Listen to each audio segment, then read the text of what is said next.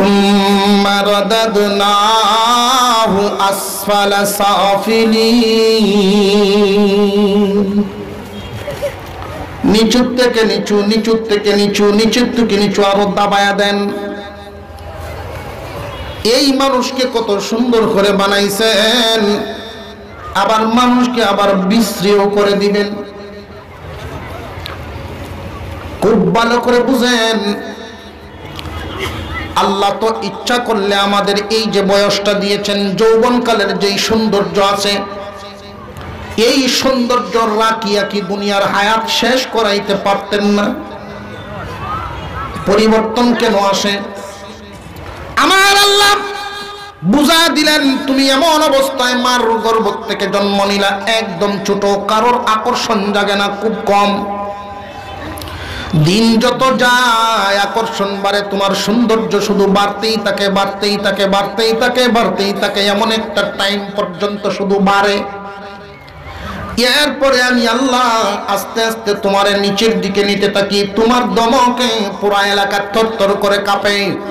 এরপরে আমি এমন একটা ধার প্রান্তে তোমারে পৌঁছায় দেই, তোমারে বাথরুমে নিলে 3 জন লাগে। আছে না নাই?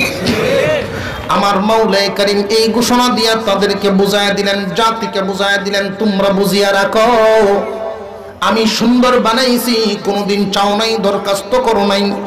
আমি আল্লাহ আমার পছন্দের আকৃতি দিয়ে তোমারে সুন্দর করে বানাইছি। আল্লাহর নবী বলেন, ইন্নাল্লাহ তাআলা খালাকা আদম আলা সূরাতিহি। আল্লাহ পাকের একান্ত পছন্দের সুরত দিয়ে মানুষকে বানাইছেন। কেন জানেননি? এত সুন্দর করে বানানোর কারণ হলো, প্রত্যেকটা মানুষের জন্য আল্লাহ যত্ন করিয়া একটা করে জান্নাত বানাইছেন। আল্লাহর কাছে ভালো লাগছে, জান্নাত বানায় রাখছেন, মানুষকে জান্নাত দিবেন। আমার মাওলাই করিমের অবস্থা, আল্লাহর নবী বলেন, মান আহাব্বা লিকা আল্লাহ আহাব্বাল্লাহু লিকাআহু ওয়া মান কারিহা লিকা আল্লাহ কারিহাল্লাহু লিকাআহু। আল্লাহর নবী বলেন, যে পছন্দ করে, যে ভালোবাসে আল্লাহর সাক্ষাৎ, আল্লাহও ভালোবাসেন তার সাথে দিতে সাক্ষাৎ। যেও পছন্দ করে, আল্লাহও পছন্দ করেন। বান্দার উপরে ছেড়ে দিয়েছেন, তুমি ইচ্ছা করলে তোমার এই সৌন্দর্য দরিয়া রাখতে পারবা। তোমার যে আল্লাহ দুনিয়ার জগৎ সুন্দর, এই জগতের মধ্যে যা কিছু আছে মানুষের চাইতে সুন্দর কিছু আছে নাকি? আল্লাহ তোমার এত সুন্দর করে বানাইছেন, তুমি কোনোদিন দরখাস্ত করো নাই, তোমারে ফ্রি বানাইছেন, দয়া করে বানাইছেন। রে বান্দা, তোমারে আখিরাতেরও সুন্দর বলে ঘোষণা দিবেন, হুরের চাইতে তোমারে সুন্দর বানাইব যদি 2টা গুণ সাথে নিয়ে যাইতে পারো। কয়টা গুণ? যদি 2টা গুণ সাথে নিয়ে তুমি যাইতে পারো, তাহলে আল্লাহর ঘোষণা হলো, ফালাহুম আজরুন গায়রু মামনুন। রে দুনিয়াবাসী, এই পৃথিবীর জমিনে, এই পৃথিবীর জমিনের অবস্থা হলো এই, তোমার জন্মের সময় কি পরিমাণ তুমি বিশ্রীর মতো ছিলা, তেমন মায়া লাগতো না। দিন যত যায় তোমার সৌন্দর্য বাড়ে, এরপরে আবার তোমার সৌন্দর্য কমে। মানুষের এক সময় আকর্ষণ থাকে, আরেক সময় আকর্ষণ আর থাকে না, ঠিক না বেঠিক? একজন যুবকের বেলায় যদি বিয়ের আলোচনা করা হয়, মানুষেও বলবে না ঠিক আছে, কিন্তু এখন 85 বছর 90 বছরের বুড়ার জন্য কেউ যদি কয় বিয়ে দেখতাছি, মানুষই কি করবো, কোন দিকে? আকর্ষণ কমিয়া যায়। আল্লাহ পাক রব্বুল আলামিন বলেন, ও বান্দা, 2টা গুণ সাথে নিয়ে যদি তুমি দুনিয়া থেকে আসতে পারো, ইহ জগতের মতো তোমাকে আর বুড়া বানানো হবে না, ইহ জগতের মতো দুর্বল বানানো হবে না, তোমাকে আর বিশ্রী বানানো হবে না। এমন সৌন্দর্য, এমন নিয়ামত তোমাকে দেয়া হবে। ফালাহুম আজরুন গায়রু মামনুন। বান্দারে, এমন নিয়ামত তোমার দেওয়া হবে, জীবনে কোনোদিন ফুরাইব না। 2টা নিয়ামত। কি 2টা নিয়ামত? আল্লাহ তাআলা বলেন, ইল্লাল্লাযীনা আমানু ওয়া আমিলুস সালিহাত। ইল্লাল্লাযীনা আমানু ওয়া আমিলুস সালিহাত। এক নম্বরে হলো ঈমান, দুই নম্বরে ঈমান আনার পরে নেক আমল। এক নম্বরে ঈমান, দুই নম্বরে নেক আমল। খুব ভালো করে বুঝে রাখেন, এই পৃথিবীর জমিনে একজন মানুষ যদি সারা জীবন ভালো কাজ করে, কিন্তু প্রথম শর্ত নাই, শর্ত কিন্তু দুইটা। এক নম্বরে ঈমান, দুই নম্বরে আমল। এক নম্বরটা ঈমানকে আল্লাহ পাক প্রথমে আনলেন, কারণ হলো ঈমান যদি ঠিক হয় সারা জিন্দেগীর আমল তার কবুল হবে। ঈমান যদি বেজাল থাকে জিন্দেগীর আমল তার কবুল হবে না। এই পৃথিবীর জমিনে বহু মানুষ এমন আছেন, পরোপকার করে, অন্য দেশের গরিবদের সাহায্য করে, ভালো কাজ করে, সারা জিন্দেগীতে অনেক ভালো কাজ, কিন্তু তার ঈমান না থাকার কারণে ওই মানুষটা আখিরাতে কোনো কিছুই পাইবে না। এই জন্য সর্বপ্রথম কোরআনের যত জায়গায় নেক আমলের কথা, নেক আমলের উৎসাহ দেওয়া হয়েছে, নেক আমলের আদেশ দেওয়া হয়েছে, তার শুরুতেই ঈমানের তাগিদ দেওয়া হয়েছে। আগে ঈমান আনো, এরপরে নেক আমল শুরু করো। ঈমান ঠিক করবা। ঈমান আলাদা একটা সাবজেক্ট। ঈমান তোমার পরিপূর্ণ যেন থাকে। ঈমান আনার পরে তুমি নেক আমল বেশি বেশি করবা। ঈমান আর আমল যদি তোমার ঠিক থাকে, আল্লাহ পাক তোমাকে দুইটা নিয়ামত দিবেন, তোমাকে অফুরন্ত নিয়ামত দিবেন। অফুরন্ত নিয়ামত, অফুরন্ত নিয়ামত বলতে জীবনে আর কোনোদিন ফুরাইব না। দুনিয়ার তো এমন ভাবে যৌবন দিয়েছেন, যৌবন শেষ হয়ে যায়, যায় কি যায় না? ঠিকঠাক আওয়াজে তো বিশ্বাস হইতেছে না, যায় যায় যায়নি। বাড়িতে গিয়া যাদের দাদা আছে জিগাইবেন, দাদা তোমার লাগিন বিয়া দেখতেছে, কিন্তু দূর বেটা ডরায়, শুনলেও এখন ভয় পাইল। এই জ্বালা যন্ত্রণা, বাজার সদা, বিয়ে শাদী, সংসার, বুঝতে লাগছে কি পরিমাণ মজা এটার মধ্যে আছে। যৌবন চিরদিন থাকে না, কিন্তু এই যৌবন যে তোমাকে দেওয়া হবে জীবনে আর ফুরাইব না। এই যে বয়সটা দেওয়া হবে তোমাকে, এই বয়স চামড়ার কুছ হবে না। জান্নাতের সামনে দুইটা ঝর্ণা আছে, ওই দুইটা ঝর্ণার পানি একটা পান করানো হবে, আর একটা দিয়ে গোসল দেওয়া হবে। ঝর্ণার পানিটা পান করানোর সাথে সাথে বান্দার মধ্যে অনেক পরিবর্তন আসবে, আর একটা ঝর্ণার পানি দিয়ে গোসল দেওয়ার সাথে সাথে বান্দার মধ্যে 5টা পরিবর্তন চলে আসবে। এক নাম্বার, গোসল দেওয়ার সাথে সাথে আমাদের যে অবস্থা, এই অবস্থা এরকম বডি আর থাকবে না। প্রত্যেকটা মানুষকে গোসল দেওয়ার সাথে সাথে আদম আলাইহিস সালামের বডি দেওয়া হবে।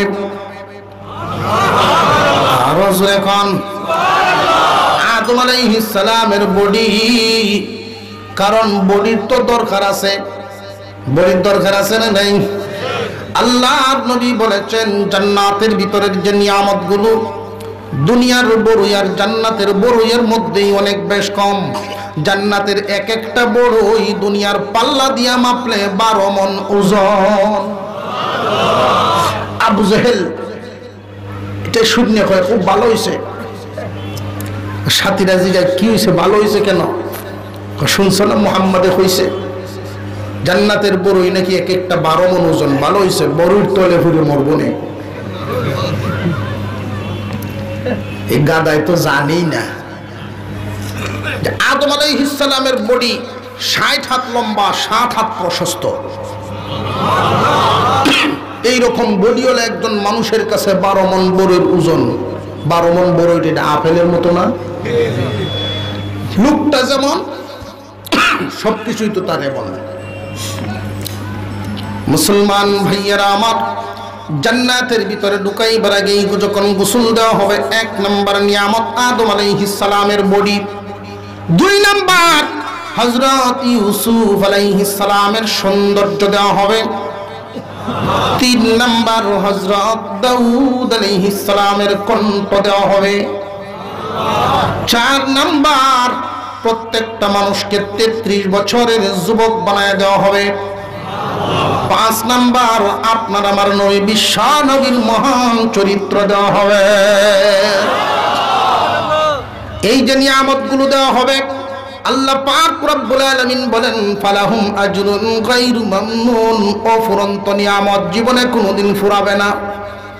33 কোনোদিন 34 হবে না, চামড়া কোনোদিন ঢিল হবে না, এমন স্বাস্থ্য তোমাকে দেওয়া হবে, ফ্যাট বাড়বে না, স্বাস্থ্য তোমার কাছে বার লাগবে না, পেশাব পায়খানার হাজত হবে না।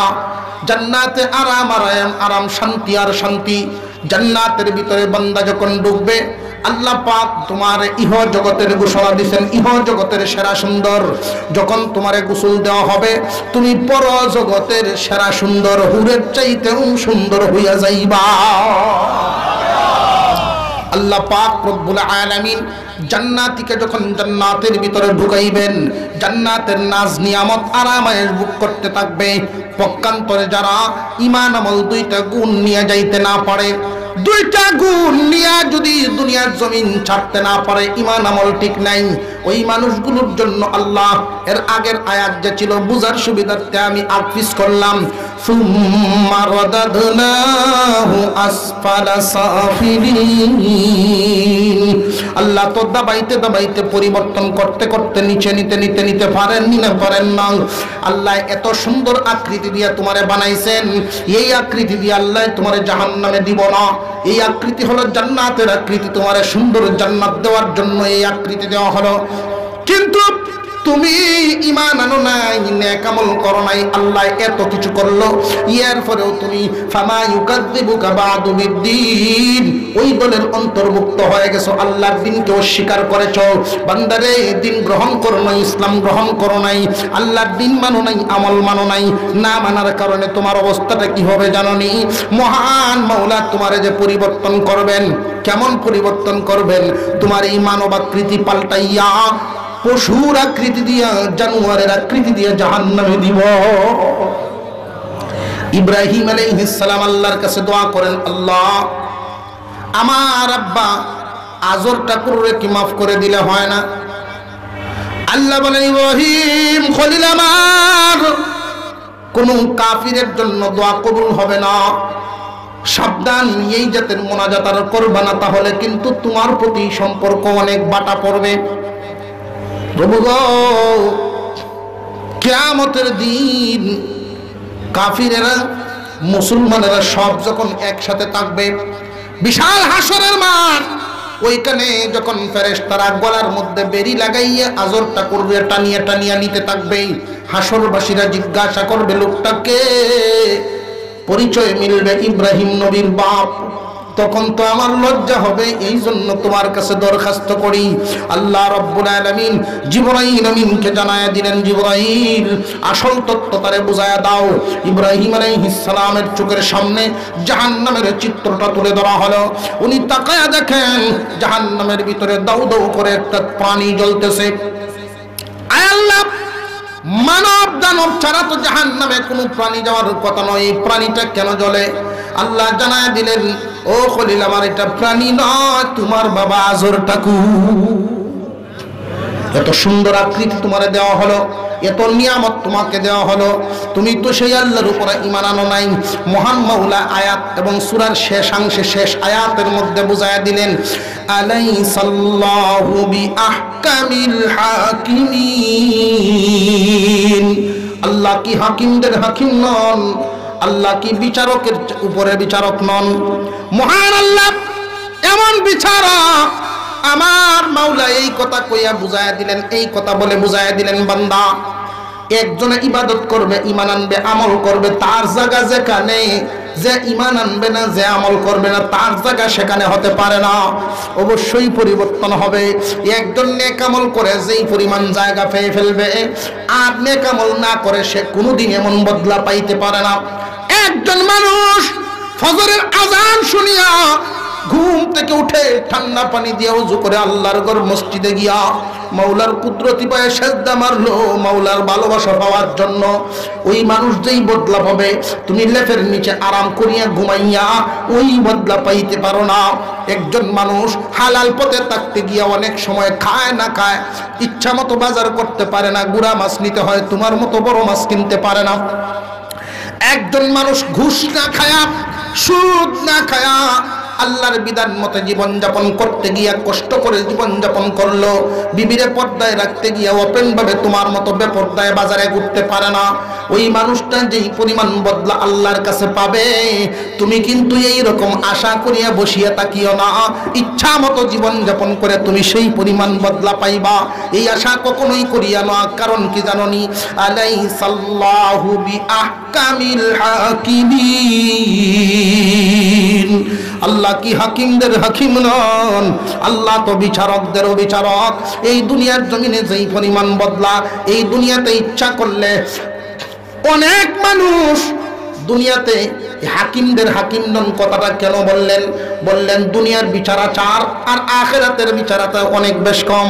এই দুনিয়াতে অপরাধ করে একজন, সাজা ভুগে আর একজন আছে না নাই? কেউ এমন আছেন পরিশ্রম না করেও, এমন বাংলাদেশের ভিতরে এমন স্কুলও আছে শুধু নামটা আছে, স্কুলের গড়েই নাই, এর ভরেও বেতন পায়। কথা বুঝে আসতেছে? শুধু নাম খান আছে, ছাত্র দূরের কথা, গড়েই নেই, এরপরেও বেতন উঠায়, সুযোগ সুবিধা মতো টাকা খাইতেছে মামা খালুর সম্পর্কের কারণে, পরিশ্রম না করেও মায়না পাইতেছে। এমন মানুষ আছে না নাই? বহু সরকারি চাকরিজীবী এমন আছে, যেই সরকার ক্ষমতায় যায়, শুধু বর্তমান নয় অতীতেও ছিল এমন, এটা হইল ইতিহাস। বহু এমন আছে তার দল যখন ক্ষমতায় চলে আসে, তার কি স্বাধীনতা বাড়ে রে ভাই? যায় 12টার সময় খাতায় গিয়া লেখে 9টা। মুখের উপরে কথা বলার সাহস কেউ নাই, বললেই তার উপরে জুলুম। আছে না নাই? পরিশ্রম করে কম, বদলা হয় বেশি, এটা হইল দুনিয়ার সুবিধা। কারণ এই জন্য আল্লাহ বলিয়া দিলেন, আল্লাহ কি হাকিমদের হাকিম নন? দুনিয়ার সুবিধা আখিরাতে পাইবা না।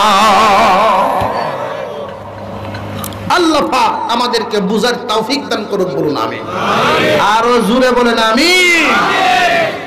যেই সূরা কানা বললাম, এই সূরার ভিতরে আলোচ্য বিষয় ছিল 2টা। 1 নাম্বার, মানুষ সৃষ্টির সেরা সুন্দর। বুঝে আসছেন আপনাদের? মানুষকে আল্লাহ পাক ইহ জগতের সুন্দর করে বানাইছেন। দ্বিতীয় 4 আয়াতে আল্লাহ বুঝাইয়া দিয়েছেন কেন বানাইলেন। মানুষকে সুন্দর করে বানানোর উদ্দেশ্যই ছিল আল্লাহ প্রত্যেকটা মানুষকে আল্লাহ জান্নাত দিবেন। এক একটা জান্নাত এক একজনের জন্য বানায় রাখছেন। কিন্তু আল্লাহ পাক বলেন, তোমারে আমি এত কিছু দিলাম, আমি 2টা আদেশ দিলাম। 1 নাম্বার ঈমান, আমল। ঈমান আনবা, বিশ্বাস করবা আমার উপরে, আমল করবা নবীর তরিকা মতো। যুগে যুগে নবী রাসূল পাঠাইলাম, তাদেরকে যারা মানছে তারাই আখিরাতের অফুরন্ত নিয়ামত পাবে, যারা মানছে না তারা কোনোদিন নিয়ামতের অধিকারী হতে পারবে না। এই দুনিয়ার জমিনে জজের কলম কিনা যায়, মানুষের জবান কিনা যায়, ন্যায় অন্যায় একত্রিত করে চলা যায়। দুনিয়ার জমিনে হাকিম বিক্রি হয়ে যায়। আল্লাহ পাক বলেন, বিক্রি হয়ে গেল ওই হাকিমেরও হাকিম আছে। হাসরের মাঠের বিচার আচার আমাদের সামনে আছে না নেই? আরো জোরে কর। আল্লাহ পাক যেন আমাদেরকে বেশি বেশি করে নেক আমল করে যাওয়ার তৌফিক দান করুন, বলুন আমিন। এই নেক আমলের মধ্যে কথাটা তো অল্প, ব্যাখ্যা অনেক বেশি। নেক আমল মানে ভালো কাজ। অনেক মানুষই আমরা এই কথাটা বলি, মেসাবরা বুঝে সূর্য চলে আর আমরা না বুঝে চলি। যত দুষ মেসাবের উপরে দিয়া আমি ইচ্ছা মতে 100 গিয়ারে ঘুরা দৌড়াইলাম। সুদ কাউন হালাল না হারাম? খালি মেসাবে জানে না পাবলিকও জানে? দুষ মেসাবের মেসাব জানে আর আমরা জানি না। জানে না জানিও কয় জানি না, বাটপার। কথা ঠিক না বেটি? চিটারি করে। সাবধান, ভিতরে আছে, জানে কোনটা ভালো কাজ কোনটা মন্দ কাজ। একজন মানুষ যে সূর্য চিনে, চন্দ্র চিনে, আগুন চিনে, পানি চিনে, একজন মানুষকে আল্লাহ পাক এতটুকু জ্ঞান দিয়েই দুনিয়াতে পাঠাইছেন, ভালো মন্দ চিনার যোগ্যতা দিয়ে পাঠাইছেন। খুব ভালো করে বুঝে রাখবেন, ডান পথে চলবেন জায়গা পাবেন, বাম পথে চলবেন বামের জায়গা পাবেন, জান্নাতের পথে চলবেন জান্নাতের দরজা পাবেন, জাহান্নামের পথে চলবেন জাহান্নামের দরজা পাবেন। আল্লাহ আমাদেরকে আমলের তৌফিক দান করুন, বলুন আমিন। আর জোরে বলেন আমিন। ওয়া আখিরু দাওয়ানা আনিল হামদুলিল্লাহি রাব্বিল আলামিন। আসসালামু আলাইকুম ওয়া রাহমাতুল্লাহ।